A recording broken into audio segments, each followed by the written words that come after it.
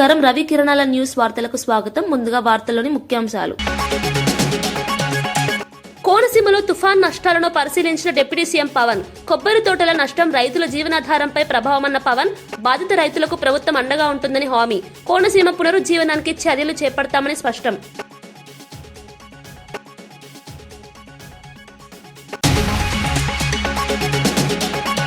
నీళ్ల అంశంలో ప్రజలను తప్పుదోవ పట్టిస్తున్నారని హరీష్ రావుపై విమర్శ. కృష్ణా జలాలపై అసత్య ప్రచారం చేస్తున్నారని ఎంపీ చామల ఆరోపణ. బీఆర్ఎస్ పాలనలో ఒక్క ప్రాజెక్టు పూర్తి కాలేదన్న గుర్తుచేత. వాస్తవాలు పక్కన పెట్టి సెంటిమెంట్ రాజకీయం చేస్తున్నారన్న వ్యాఖ్య.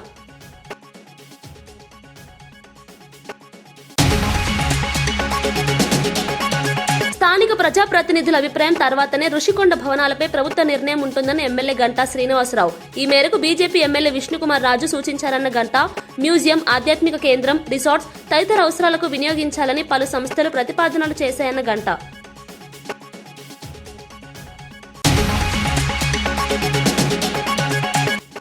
కొత్త సంవత్సరం వేడుకలు మందుబాబులకు సిపి సజ్జనార్ హెచ్చరిక. మద్యం తాగి వాహనాలతో రోడ్లపైకి వస్తే ఉపేక్షించేది లేదన్న సజ్జనార్. భారీ జరిమానాతో పాటు వాహనాలను జప్తు చేస్తామని హెచ్చరిక. ర్యాష్ డ్రైవింగ్, న్యూసెన్స్ చేస్తే కఠిన చర్యలు ఉంటాయన్న సజ్జనార్. కొడాలి నాని, వల్లభనేని వంశీ నా మాట వినలేదు, అందుకే ఈ కష్టాలు అన్న గోరంట్ల బుచ్చయ్య చౌదరి. విభజన సమస్యలను జగన్, కేసీఆర్ పరిష్కరించలేకపోయారన్న బుచ్చయ్య. కేసీఆర్ తనకంటే జూనియర్ అని వ్యాఖ్య. జగన్ ఒక డిక్టేటర్ అని విమర్శ.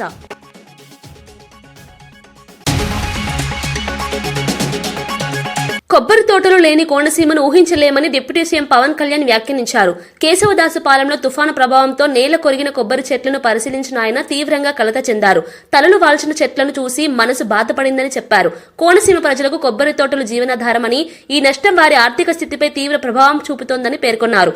బాధిత రైతులకు ప్రభుత్వం అండగా ఉంటుందని భరోసా ఇచ్చారు. నష్టపరిహారం త్వరితగతిన అందేలా చర్యలు తీసుకుంటామని తెలిపారు. ప్రకృతి వైపరీత్యాల వల్ల నష్టపోయిన రైతులను ఆదుకోవడం ప్రభుత్వ బాధ్యతని స్పష్టం చేశారు. కోనసీమ పునరుజ్జీవనానికి అవసరమైన అన్ని చర్యలు తీసుకుంటామని పవన్ కళ్యాణ్ హామీ ఇచ్చారు. చాలా బాధ అనిపించింది. వెంటనే మంగళగిరి వచ్చి గౌరవ ముఖ్యమంత్రి గారికి తెలియజేసి వారికి 2 దశాబ్దాలు ఉన్న సమస్యను విన్నవించిన వెంటనే వారు కనీసం 40 రోజుల్లో ఏదో ఒక కన్స్ట్రక్టివ్ ఒక యాక్షన్ ప్లాన్ తీసుకోవాలి సార్ అని ఆయనకి రిక్వెస్ట్ చేస్తే ఆయన 45 రోజులు కాదని చెప్పి దాదాపు 34 రోజులు 35 రోజుల లోపే ఆయన మనకు కావాల్సిన 20,77 లక్షలతోటి ఈ రోజున ఈ డ్రెడ్జింగ్ పనులు ప్రారంభించడం, 8 కిలోమీటర్ల వరకు పూడిక తీయడం, 14.5 కిలోమీటర్లు గట్ల నిర్మాణం చేపట్టబోతున్నాం. దీనికి అలాగే శంకరగుప్తం డ్రైన్ లో దాదాపు 600 ఎకరాలు ఉంది. కాదు 250 ఎకరాలు అన్యాక్రాంతం జరిగింది. అది మొన్న మీ దృష్టిలో కూడా నేను అది అడిగాను. దాన్ని కూడా కలెక్టర్ గారు ఒకసారి దృష్టిలో పెట్టుకోవాలి. ఈ రోజున మనం ఇంత ఆనందంగా ఇంత సమర్థవంతంగా చేయగలుగుతున్నామంటే దీనికి ముందుగా మనం కృతజ్ఞతలు తెలుపుకోవాల్సింది గౌరవ ముఖ్యమంత్రి శ్రీ నారా చంద్రబాబు నాయుడు గారు. హైదరాబాద్ నగరంలో డ్రంక్ అండ్ డ్రైవ్ కు పూర్తిగా అడ్డుకట్ట వేయాలని పోలీసులు కఠిన నిర్ణయం తీసుకున్నారు. ఈ క్రమంలో నగర వ్యాప్తంగా 120 ప్రాంతాల్లో ప్రత్యేక డ్రంక్ అండ్ డ్రైవ్ తనిఖీలు నిర్వహిస్తున్నట్లు వెల్లడించారు. ఈ స్పెషల్ డ్రైవ్ జనవరి మొదటి వారం మొత్తం కొనసాగుతుందని తెలిపారు. మద్యం సేవించి వాహనం నడుపుతూ పట్టుబడితే భారీ జరిమానా, వాహనాల సీజ్, జైలు శిక్షతో పాటు డ్రైవింగ్ లైసెన్స్ రద్దు చేస్తామని హెచ్చరించారు. ర్యాష్ డ్రైవింగ్, ట్రిపుల్ రైడింగ్, బహిరంగ ప్రదేశాల్లో న్యూసెన్స్ సృష్టించే వారిపైన కఠిన చర్యలు తప్పవని స్పష్టం చేశారు. నూతన సంవత్సర వేడుకల సందర్భంగా రోడ్డు ప్రమాదాలు జరగకుండా ప్రజలు బాధ్యతగా వ్యవహరించాలని సూచించారు. మద్యం సేవించిన వారు వాహనం నడపకుండా క్యాబ్ లేదా ఆటోలను వినియోగించాలని పోలీసులు విజ్ఞప్తి చేశారు.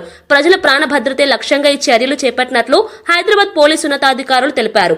ఈ విషయంలో సజ్జనార్ కూడా ట్రాఫిక్ నియమాల పాలనపై ప్రజలకు పునఃగా అవగాహన కల్పించాలని సూచించారు. డ్రింక్ అండ్ డ్రైవ్ చేయవద్దు, మీరందరూ కూడా తాగి బండి నడిపితే చాలా అంటే చాలా స్ట్రింజెంట్ యాక్షన్ తీసుకోవడం జరుగుతుంది. సంవత్సరాన్ని మీ యొక్క ఫ్యామిలీస్, ఫ్రెండ్స్ మధ్యలో మీరు చేసుకోవాలి, కానీ 4 గోడల మధ్యలో చేసుకోవద్దని చెప్పి మరి కోరుతున్నాను. మెమొరబుల్ మిజరబుల్ గా చేసుకోవద్దని చెప్పి నేను మరి కోరుతున్నాను. అట్లానే ఈ యొక్క డేంజరస్ డ్రైవింగ్ పైన కూడా హైదరాబాద్ సిటీ ట్రాఫిక్ పోలీస్ చాలా గట్టిగా మనము ఎఫర్ట్స్ పెట్టడం జరుగుతుంది. ముఖ్యంగా హెల్మెట్ లెస్ డ్రైవింగ్ కావచ్చు, మైనర్ డ్రైవింగ్ కావచ్చు, రాంగ్ డ్రైవింగ్ కావచ్చు, దానిపైన కూడా చాలా అంటే చాలా ఫోకస్గా మనం పనిచేయడం జరుగుతుంది. మనం కూడా ఈ ట్రిపుల్ రైడింగ్ కావచ్చు, మన మొబైల్ ఫోన్ యూసేజ్ కావచ్చు, రాంగ్ సైడ్ డ్రైవింగ్ పైన చాలా మనము గట్టిగా ఎఫర్ట్స్ పెట్టడం జరుగుతుంది. ఈ మైనర్ డ్రైవింగ్ లో ఎవరు పట్టుబడితే వాళ్ళ పేరెంట్స్ పైన కూడా కేసు కట్టడం జరుగుతుంది. మీరేదో వాళ్ళు అడుగుతున్నారు మాకు ఇబ్బంది పెడుతున్నారంటే వాళ్ళకి ఏదో జాయ్ఫుల్ రైడ్ కోసం మీరు కీ ఇస్తే మీరు కూడా లోపల వెళ్ళాల్సి వస్తుంది, మీ పైన కూడా కేసు వస్తుంది. సో ఎవరు కూడా పేరెంట్స్ ముఖ్యంగా పిల్లలకి చేతికి కీ ఇవ్వద్దు. డ్రైవింగ్ లైసెన్స్ వచ్చిన తర్వాతనే మీరు వెహికల్ ఇవ్వాలని చెప్పి కోరుతున్నాను. జిల్లా సమీపంలోని గట్టమ్మగుట్ట అభివృద్ధి పనులను మంత్రి సీతక్క పరిశీలించారు. గట్టమ్మగుట్ట దేవాలయాన్ని దర్శించుకుని న్యూ ఇయర్ వేడుకలకు తాడ్వాయికి రావాలని పర్యాటకులను ఆహ్వానించారు. ఈ ప్రాంతంలో అనేక పర్యాటక ప్రాంతాలు ఉన్నాయని తెలిపారు. ఇటీవలే బ్లాక్ బెర్రీ ఐలాండ్ ప్రారంభించామని గుర్తు చేశారు. 18 కిలోమీటర్ల సఫారీ, కాకతీయుల కాలం నాటి కోట వంటి ఆకర్షణలు ఉన్నాయని చెప్పారు. పర్యాటకులకు అవసరమైన అన్ని సదుపాయాలు కల్పిస్తున్నామని వెల్లడించారు. తాడ్వాయి ప్రాంతాన్ని రాష్ట్ర స్థాయి పర్యాటక కేంద్రంగా అభివృద్ధి చేయడమే లక్ష్యమని మంత్రి సీతక్క స్పష్టం చేశారు. వారి యొక్క ఆదేశాల అనుసారం ఫారెస్ట్ డిపార్ట్మెంట్ వారు చాలా మంచి మంచి ఈ ప్లేసెస్ తయారు చేశారు. ఇక్కడ సఫారీ కూడా ఉంది. మేము గతంలో వేరే ప్రాంతాలకు వెళ్ళి సఫారీ ఎక్కి అయ్యో మా ములుగులో సఫారీ లేదని బాధపడేవాళ్ళం. కానీ ఇప్పుడు ఆ బాధ లేకుండా దాదాపుగా 30 కిలోమీటర్ల 18 కిలోమీటర్ల సఫారీ ఉంది. ఇందులో లోపల మంచి గుహలు, పాత కాకతీయుల కాలం నాటి మరి కోట, ఇవన్నీ కూడా ఐడెంటిఫై చేయడం జరిగింది. ఇక్కడ ఉండడానికి కూడా మంచి రూమ్స్ కూడా ఇవ్వడం జరిగింది. హాట్ వాటర్ కూడా మనకి ఇక్కడ అంటే స్నానాలకు కూడా మంచి వేడి నీళ్ళు కూడా చలికాలం ఇవ్వడానికి ఉంది. తర్వాత పిల్లలు ఆడుకోవడానికి, పిల్లలు ఎంజాయ్ చేయడానికి, పెద్దలు కూడా మంచిగా బయట కాసేపు తిరగడానికి చాలా అద్భుతంగా తీర్చిదిద్దడం జరిగింది. కాబట్టి నూతన సంవత్సరం సందర్భంగా చాలామంది ఎక్కడెక్కడో వెళ్తూ ఉంటారు. ఒక దిక్కు బ్లాక్ బెర్రీని మొన్ననే ఓపెన్ చేసినాం, ఇప్పుడు తాడ్వాయి హట్స్ని ఓపెన్ చేసినాం. మళ్ళీ ఒక 4 రోజులలో మంచి వ్యూ పాయింట్ కూడా ఉంది. మొత్తం జంగల్ అంతా కనబడుతుంది. కోట 12వ శతాబ్దం నాటి కోట కూడా అది కూడా. జనవరి 1 నుంచి 31 వరకు దేశవ్యాప్తంగా జాతీయ రోడ్డు భద్రతా మాసోత్సవాలు నిర్వహించనున్నట్లు రాష్ట్ర రవాణా శాఖ మంత్రి పొన్నం ప్రభాకర్ తెలిపారు.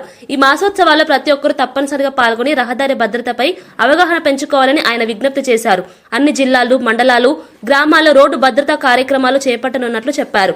రోడ్డు ప్రమాదాల వల్లే దేశంలో అధిక సంఖ్యలో మరణాలు సంభవిస్తున్నాయని అధికారిక లెక్కలు చెబుతున్నాయని మంత్రి గుర్తు చేశారు. ఈ పరిస్థితి మారాలంటే ప్రజల భాగస్వామ్యం అత్యంత అవసరమని అన్నారు. ప్రతి విద్యార్థి తమ తల్లిదండ్రులతో కలిసి రోడ్డు భద్రతా నిబంధనలు పాటిస్తామని హామీ పత్రం ఇవ్వాలని సూచించారు. ఒక హామీ పత్రం, రోడ్డు భద్రత వారోత్సవాలు, రోడ్డు భద్రతను పాటిస్తామని ఒక హామీ ఇవ్వండి.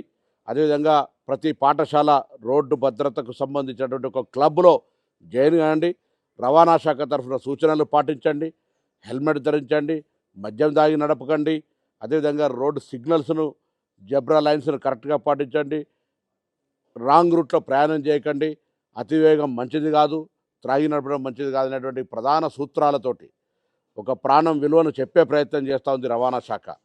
నిన్న కూడా రాష్ట్ర తెలంగాణ పోలీస్ శాఖ చనిపోయిన వాళ్ళ సంఖ్యలో మరణాలు రోడ్డు యాక్సిడెంట్ల వల్లనే ఎక్కువ చనిపోయినటువంటి సంఖ్య చెప్తున్నటువంటి పరిస్థితి దృష్ట్యా రవాణా శాఖ తీసుకునే ఈ కార్యక్రమం లోపల రాష్ట్ర వ్యాప్తంగా ప్రజాప్రతినిధులు, అధికారులు, ప్రజలు, విద్యార్థులు అందరూ కూడా భాగస్వామ్యమై రోడ్డు భద్రత మాసోత్సవాల లోపల మీ భాగస్వామ్యాన్ని ఇచ్చి ప్రాణాలకు రక్షణగా, ప్రజలకు ఒక మంచి రహదారి రక్షణ ఉండే విధంగా భాగస్వాములు కావాలని రాష్ట్ర రవాణా శాఖ మంత్రి ప్రజలందరికీ విజ్ఞప్తి చేస్తా ఉన్నాను. ఆంధ్రప్రదేశ్లో పాస్టర్లకు 12 నెలల గౌరవ వేతనాన్ని విడుదల చేయడంపై కాకినాడలో సంబరాలు నిర్వహించారు. కూటమి ప్రభుత్వం తీసుకునే నిర్ణయానికి కృతజ్ఞతగా థ్యాంక్ యూ సీఎం సార్ కార్యక్రమం చేపట్టారు. క్రిస్టియన్ కౌన్సిల్ ఆంధ్రప్రదేశ్ రాష్ట్ర అధ్యక్షుడు పాస్టర్ మోసా అబ్రహాం ఆధ్వర్యంలో ఈ కార్యక్రమం నిర్వహించారు. మతపరమైన సేవలు అందిస్తున్న పాస్టర్లకు గౌరవ వేతనం ఇవ్వడం ఎంతో అవసరమని నాయకులు పేర్కొన్నారు. ఈ నిర్ణయం వల్ల వేలాది పాస్టర్ల కుటుంబాలకు భరోసా కలిగిందని తెలిపారు. మతాల మధ్య సమానత్వం, సామాజిక సమరసతకు ఇది నిదర్శనమని వారు అభిప్రాయపడ్డారు. కూటమి ప్రభుత్వం అన్ని వర్గాల సంక్షేమానికి కట్టుబడి ఉందని ఈ సందర్భంగా స్పష్టం చేశారు. పాస్టర్ల సేవలను గుర్తించిన ప్రభుత్వానికి కృతజ్ఞతలు తెలిపారు. అందుకు కృతజ్ఞతగాను ఈరోజు ఈ యొక్క ప్రెస్ మీట్ ఏర్పాటు చేసి ముఖ్యమంత్రి వర్యులు నారా చంద్రబాబు నాయుడు గారికి, అలాగే డిప్యూటీ ముఖ్యమంత్రి వర్యులు పవన్ కళ్యాణ్ గారికి, అలాగే మా ప్రియమిత్రులు ఈ యొక్క పథకం అమల్లోనికి రావడానికి ముఖ్య కారకులు యువగలం పాదయాత్రలో వారు గౌరవవేతనం అనే పథకాన్ని తిరిగి అమల్లోకి తీసుకొస్తామని మాటిచ్చారు. ఆ మాటను ప్రకారంగానే ఈ గౌరవవేతన అమల్లోకి తీసుకొచ్చిన నారా లోకేష్ గారికి ప్రత్యేకమైన ధన్యవాదాలు తెలియజేస్తున్నాం సేవకులందరి పక్షంగా. ఈరోజు రాష్ట్రంలో వివిధ విషయాల్లో నారా లోకేష్ గారు స్పందిస్తూ ఉన్నారు. చాలా ఘనమైన స్థాయిలో స్పందిస్తున్నారు. ఏ సమస్యను వారి దృష్టికి తీసుకువెళ్ళినా ఆ సమస్యను వెంటనే, ముఖ్యంగా సమస్య అనేది క్రైస్తవుల పక్షంగా జరిగే వివిధ కారణాల వల్ల జరిగే సమస్యలన్నింటినీ తీసుకెళ్లడం జరుగుతూ ఉంది. వాటన్నిటిని స్పందించి లోకేష్ గారు, కొడాలి విజయ్ గారు, చంద్రబాబు గారు ఈ విషయాల్లో ముందుకొచ్చి ఈ కార్యక్రమంలో ముందుంటున్నారు. మరి మేము అడిగిన ప్రతి అంశాన్ని వారు ముందుకు తీసుకురావడం జరిగింది. మొన్న కూడా 22వ తారీఖున చంద్రబాబు గారితో ఒక 3 నిమిషాలు వారితో కలిసి మాట్లాడడానికి కొడాలి విజయ్ గారు నాకు ఈ అవకాశం కల్పించారు. మేమందరం ఈ విషయంలో మీకు తెలియజేసింది ఏంటంటే సార్, రాష్ట్రంలో ప్రతి పాస్టర్ గారికి కూడా మీ వెనకాల ఉన్నామని, రాష్ట్ర ప్రభుత్వం కొరకు ప్రతిరోజు మేము మీ కొరకు ప్రార్థన చేస్తున్నామని విషయాన్ని మీకు తెలియజేస్తున్నాం. ఎందుకంటే రాష్ట్ర ప్రభుత్వం అభివృద్ధి మా బాధ్యత, ప్రార్థన కూడా ప్రభావితమైనది.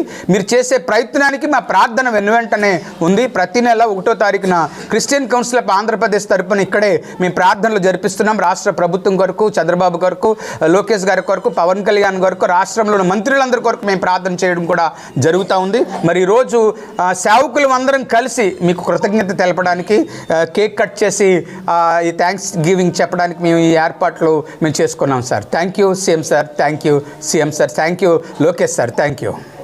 కోదాడ లాకప్ డెత్ ఘటనపై మంత్రి ఉత్తమ్ కుమార్ రెడ్డి ఇప్పటి వరకు స్పందించకపోవడాన్ని ఎంఆర్పీఎస్ వ్యవస్థాపక అధ్యక్షుడు మందకృష్ణ మాదిగ తీవ్రంగా తప్పుబట్టారు. ఇది దళితులపై జరుగుతున్న అన్యాయానికి నిదర్శనమని ఆయన వ్యాఖ్యానించారు. బాధిత కుటుంబానికి న్యాయం చేయాలంటే ప్రభుత్వం వెంటనే స్పందించాలని డిమాండ్ చేశారు. లాకప్ డెత్లపై కఠిన చర్యలు తీసుకోకపోతే ఇలాంటి ఘటనలు పునరావృతమవుతాయని హెచ్చరించారు. బాధ్యులైన పోలీసులపై క్రిమినల్ కేసులు నమోదు చేయాలని కోరారు.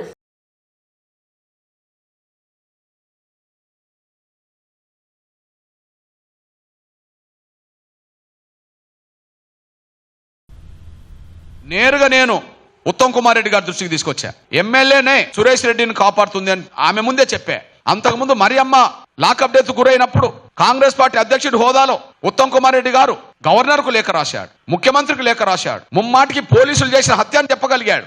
కానీ ఆయన సొంత జిల్లాలో ఇప్పుడు వాళ్ళ శ్రీమతి గారు ప్రాతినిధ్యం వహిస్తున్న కోదాడలోనే ఒక లాకప్ డెత్ జరిగితే ఇంతవరకు ఒక మంత్రి హోదాలో కనీసం దాన్ని ఖండించలేదు. అంటే స్పష్టంగా అర్థమవుతుంది. మేము డీజీపీ గారు శివధర్ రెడ్డి గారి దృష్టికి తీసుకొచ్చాం. కానీ డీజీపీ మాత్రం 99% లాకప్ డెత్ కారకుడైన ఎస్ఐ సురేష్ రెడ్డిని సస్పెండ్ చేయలేదు, కానీ ఒక బీసీసీఐని మాత్రం సస్పెండ్ చేశారు. ఇది కండ్ల ముందు కనిపిస్తున్న వాస్తవం.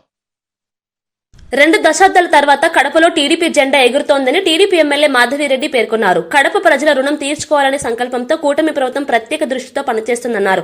కడప నగరానికి శాశ్వత తాగునీటి సమస్యకు పరిష్కారం చూపే దిశగా బ్రహ్మం సాగర్ నుంచి పైప్ లైన్ ద్వారా నీటిని తరలించే ప్రాజెక్టుకు టెండర్లు పూర్తయ్యాయని తెలిపారు. సుమారు 800 కోట్ల వ్యయంతో ఈ ప్రాజెక్టు చేపడుతున్నట్లు వెల్లడించారు. గత పాలనలో కడప అభివృద్ధి పూర్తిగా నిర్లక్ష్యం చేయబడిందని విమర్శించారు. కూటమి ప్రభుత్వం వచ్చిన తర్వాత అభివృద్ధి పనులు వేగంగా సాగుతున్నాయని చెప్పారు. మౌలిక సదుపాయాల కల్పనలో ఎక్కడ రాజీ పడబోమన్నారు. కడపను అభివృద్ధి పథంలో ముందుకు తీసుకెళ్లడమే లక్ష్యమని ఎమ్మెల్యే స్పష్టం చేశారు. మార్పును కోరుకొని తెలుగుదేశం పార్టీకి సంబంధించిన వ్యక్తిని గెలవడం జరిగింది. అలాగనే ఒక మహిళని ఆశీర్వదించి ఈ కడప నియోజకవర్గానికి ఎమ్మెల్యే చేసుకోవడం జరిగింది. 800 కోట్లతో బ్రహ్మసాగర్ నుంచి గ్రావిటీ పైప్ లైన్ టెండర్ ప్రక్రియ పిలవడం జరిగింది. ప్రక్రియ పూర్తవడం జరిగింది. వర్క్ అలాట్ అయింది జిందాల్ కంపెనీ వాళ్ళకి. వాళ్ళతో మేము కూడా కోఆర్డినేషన్ చేసుకొని మనము ఒక ఉద్యమంగా ఈ యొక్క త్రాగునీటి సమస్యను ముందుకు తీసుకుపోవడం జరిగింది. 90 MLD నీళ్లు వచ్చే విధంగా కడపకి, అంటే భవిష్యత్తు 20 సంవత్సరాలు, 25 సంవత్సరాలు, 30 సంవత్సరాలను ప్లానింగ్ చేసుకుని ఈ ప్రాజెక్టును రూపకల్పన జరుగుతూ ఉంది. కడపకు నీళ్లు ఇచ్చే కార్యక్రమము పూర్తి చేసే విధంగా పనిచేస్తున్నామని తెలియజేసుకుంటా ఉన్నాను. తూర్పుగోదావరి జిల్లా గోపాలపురం నియోజకవర్గంలో వైసీపీ నాయకుల వ్యవహార శైలిపై ఎమ్మెల్యే మద్దిపాటి వెంకటరాజు తీవ్రంగా మండిపడ్డారు. ప్రజా సమస్యలను పక్కన పెట్టి రాజకీయ ఆరోపణలకే పరిమితం అవుతున్నారని విమర్శించారు. అభివృద్ధి పనులకు అడ్డంకులు సృష్టిస్తున్నారని ఆరోపించారు. నియోజకవర్గ ప్రజలు మార్పును కోరుకుంటే వైసీపీ నేతలు అంగీకరించలేకపోతున్నారని అన్నారు. ప్రభుత్వ కార్యక్రమాలను అడ్డుకునే ప్రయత్నాలు మానుకోవాలని హెచ్చరించారు. ప్రజలు ఇచ్చిన తీర్పును గౌరవించాలని, రాజకీయ కక్షలతో వ్యవహరించొద్దని సూచించారు. గోపాలపురం అభివృద్ధి తన లక్ష్యమని స్పష్టం చేశారు. ప్రజల కోసం పనిచేసే వారికి భవిష్యత్తులో స్థానం ఉంటుందని ఎమ్మెల్యే వెంకటరాజు అన్నారు. కేకు కోసే బదులు మోగజేవాల గొంతులు కోసే ఈ సంస్కృతి, ఈ సంప్రదాయాలు రక్తం చిందించి ఆ రక్త తర్పణం చేసి ఆ రక్తాన్ని ఆ ఫ్లెక్సీల మీద చిమ్మడం, ఇలాంటిది ప్రజల్ని భయభ్రాంతులకు గురి చేసే చర్యలు.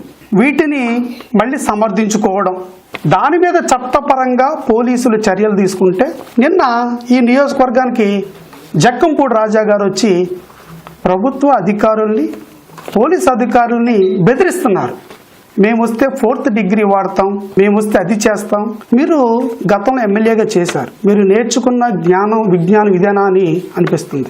జక్కంపూడి రాజా అనగానే రాజమండ్రిలో వెంటనే మెదిలేది బ్లేడ్ బ్యాచ్, గంజాయి బ్యాచ్. నీళ్ల అంశంలో హరీష్ రావు తెలంగాణ ప్రజలను తప్పుదో పట్టిస్తున్నారని భువనగిరి ఎంపీ చామల కిరణ్ కుమార్ రెడ్డి తీవ్రంగా విమర్శించారు.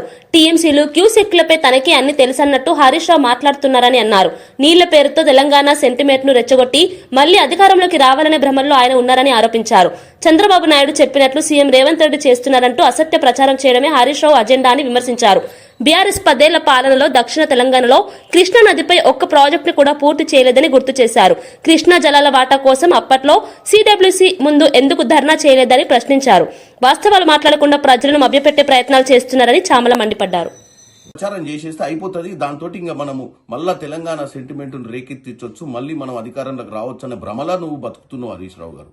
నేను 2 ముక్కలలో చెప్తా, మీకు ఏ రోజు కూడా కృష్ణా జలాల పైన కానీ దక్షిణ తెలంగాణ మీద కానీ ప్రేమ లేదు.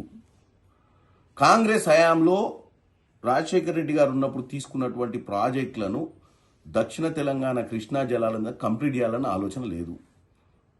తెలంగాణ వచ్చిన తర్వాత 812 టీఎంసీలు ఉన్నటువంటి కృష్ణా జలాల మీద కేవలం 299 టీఎంసీలే తెలంగాణ కేటాయిస్తే మరి ఎందుకు మీరు పోరాటం చేయలేదు? ఇంటర్నేషనల్ లాస్ ప్రకారము కృష్ణా పరివాహక ప్రాంతం మనలో 69% పారుకుంటూ 31%, 34% ఆంధ్రాలో ఉంటే ఆ పర్సంటేజ్ ప్రకారమే 812 టీఎంసీలల్లో మన వాటా రావాలి కదా. మరి ఆ 10 ఏళ్లలో గాడిద పనులు దొమిర్రా మీరు?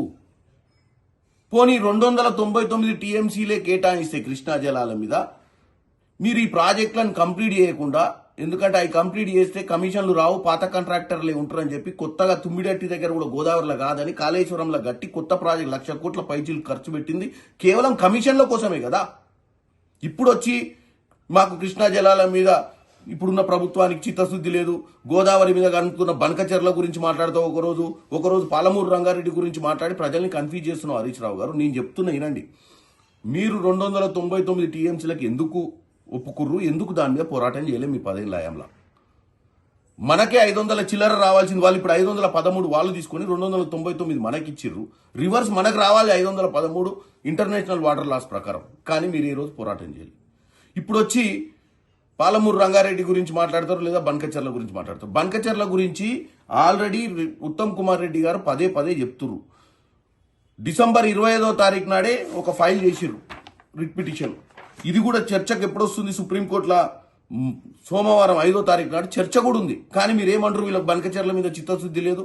ఆ రేవంత్ రెడ్డి గారు చంద్రబాబు నాయుడు గారి మాటలు విని చంద్రబాబు నాయుడు గారికి వాళ్ళ గురువు గారికి ఏదో చేస్తున్నారని చెప్పి ఉట్టిగా సెంటిమెంట్ రేకెత్తిచ్చినట్టు మాట్లాడుతున్నావు. ఎందుకంటే తెలంగాణ సెంటిమెంట్ తోటి మళ్ళీ అధికారంలోకి రావాలంటే ఇదే నీళ్ల గురించి మాట్లాడి ఇదివరకు మీ మామ అధికారంలోకి వచ్చిండు, నీళ్లను మొత్తం ఏం చేసిండు మనకు అర్థమైపోయింది. కాళేశ్వరం గట్టి కమిషన్లు దండుకుని నీళ్లు నిధులు నియామకాలను ఏ తుంగలోకి దొక్కిన మీరు మళ్ళా ఇప్పుడు విశాఖ జిల్లా తర్లువాడలో గూగుల్ కార్యాలయ ఏర్పాటుకు సంబంధించి కీలక ప్రకటన చేశారు ఎమ్మెల్యే గంటా శ్రీనివాసరావు.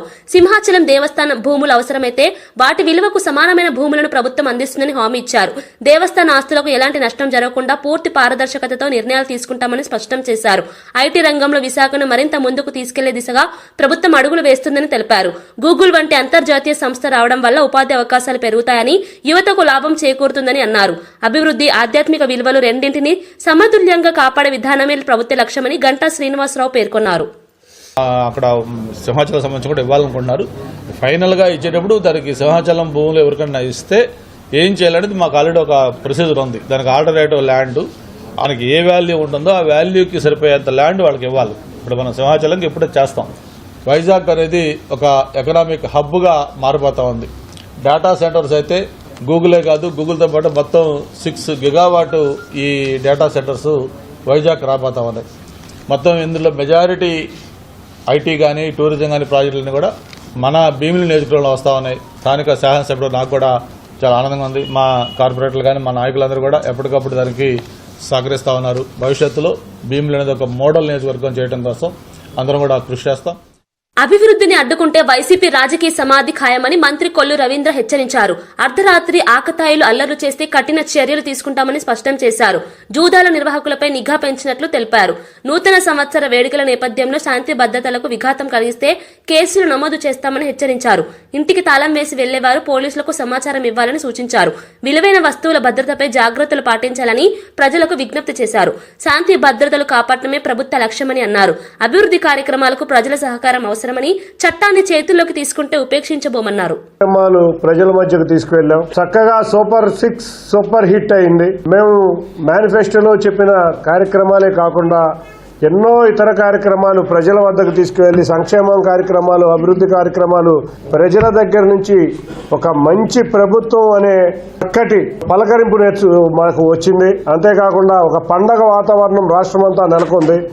గన్నవరం కలపాలని, నూజివీడు కలపాలని ఎన్నో అర్జీలు వచ్చినాయి.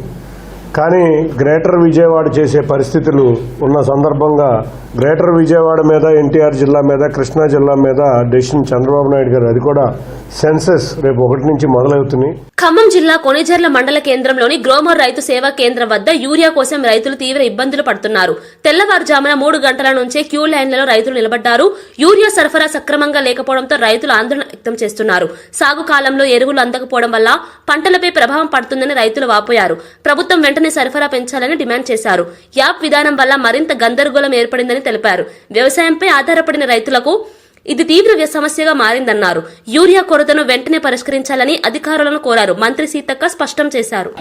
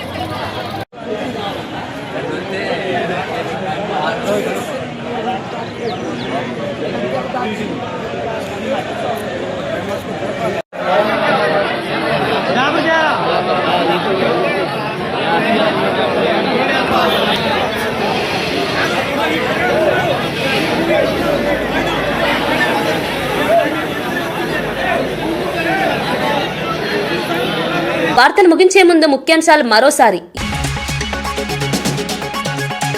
కోనసీమలో తుఫాన్ నష్టాలను పరిశీలించిన డిప్యూటీ సీఎం పవన్. కొబ్బరి తోటల నష్టం రైతుల జీవనాధారంపై ప్రభావమన్న పవన్. బాధిత రైతులకు ప్రభుత్వం అండగా ఉంటుందని హామీ. కోనసీమ పునరుజ్జీవనానికి చర్యలు చేపడతామని స్పష్టం.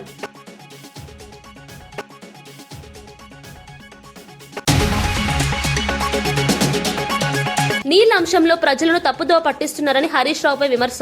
కృష్ణా జలాలపై అసత్య ప్రచారం చేస్తున్నారని ఎంపీ చామల ఆరోపణ. బీఆర్ఎస్ పాలనలో ఒక్క ప్రాజెక్టు పూర్తి కాలేదన్న గుర్తుచేత. వాస్తవాలు పక్కన పెట్టి సెంటిమెంట్ రాజకీయం చేస్తున్నారన్న వ్యాఖ్య.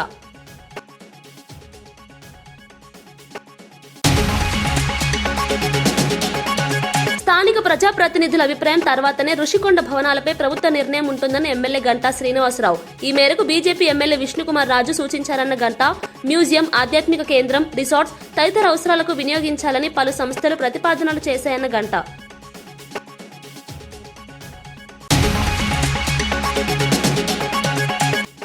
కొత్త సంవత్సరం వేడుకలు మందుబాబులకు సిపి సజ్జనార్ హెచ్చరిక. మద్యం తాగి వాహనాలతో రోడ్లపైకి వస్తే ఉపేక్షించేది లేదన్న సజ్జనార్. భారీ జరిమానాతో పాటు వాహనాలను జప్తు చేస్తామని హెచ్చరిక. ర్యాష్ డ్రైవింగ్, న్యూసెన్స్ చేస్తే కఠిన చర్యలు ఉంటాయన్న సజ్జనార్. కొడాలి నాని, వల్లభనేని వంశీ నా మాట వినలేదు, అందుకే ఈ కష్టాలు అన్న గోరంట్ల బుచ్చయ్య చౌదరి. విభజన సమస్యలను జగన్, కేసీఆర్ పరిష్కరించలేకపోయారన్న బుచ్చయ్య. కేసీఆర్ తనకంటే జూనియర్ అని వ్యాఖ్య. జగన్ ఒక డిక్టేటర్ అని విమర్శ.